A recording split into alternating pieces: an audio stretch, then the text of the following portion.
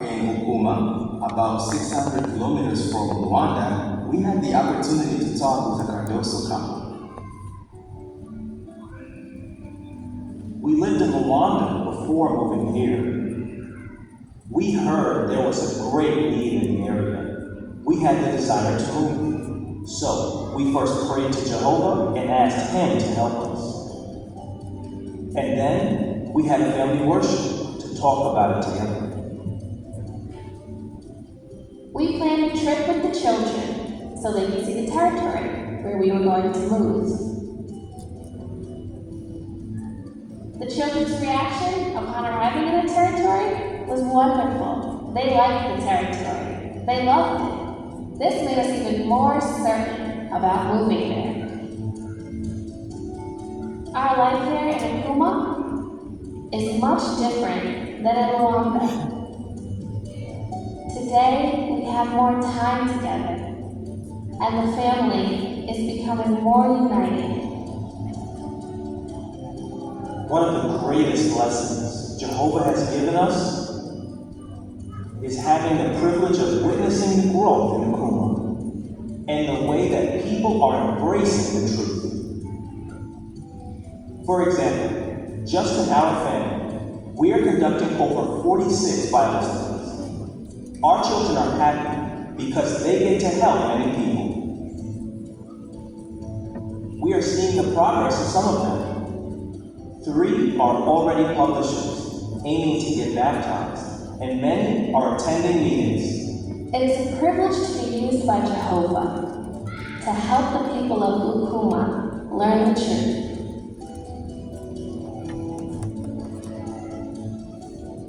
We are confident that Jehovah will continue to bless the zealous and willing spirit of these brothers and sisters who are making themselves available to preach in fields ready for harvest.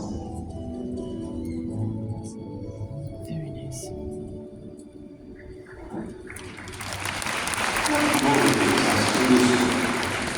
Love for Jehovah and love for people.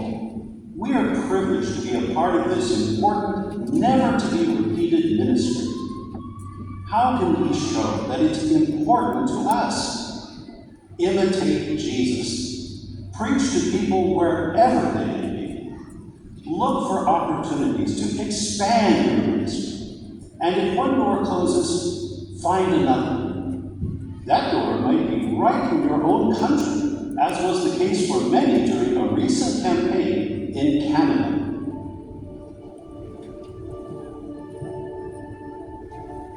In September 2024, the Canada branch organized a special preaching campaign to bring the good news to the most northern, remote part of our territory.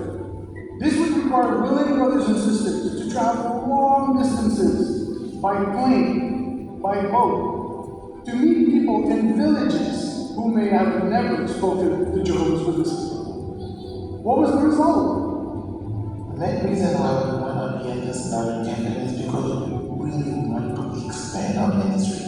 We tried it before in South Africa, it didn't work, but when we see that opportunity, we said Jehovah is telling us this is the opportunity.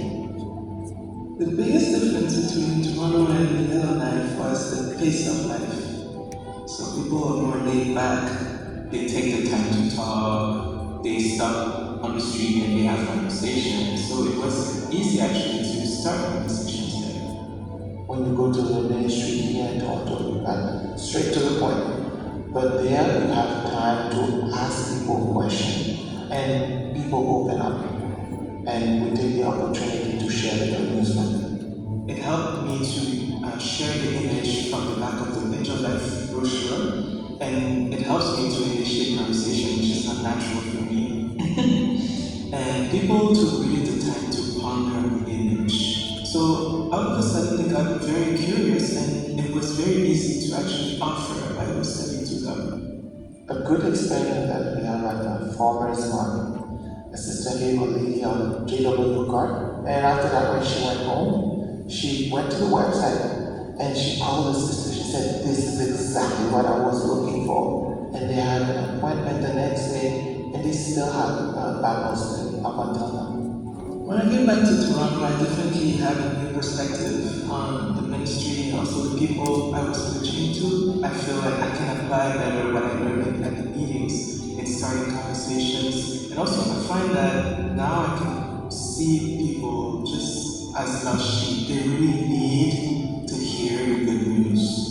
Would encourage everyone to try. If you feel that it's outside of your comfort zone, if you feel nervous about it, don't worry. You'll see Jehovah's hand and remain blessed with that. Makes me rely more on Jehovah. Any decision that we are making now, pray Jehovah more often about it. We'll do it again, definitely, yes. Abel and Valerie, along with close to 800 willing publishers, extended themselves, stepped into unfamiliar territories, and trusted that Jehovah would lead them towards those whose hearts are receptive to hearing the good news of the kingdom. During the 3-week campaign, 275 Bible studies were started, and many more interested ones attended the meeting. This is further proof that here in Canada, our snow-covered landscapes are fields white for harvesting.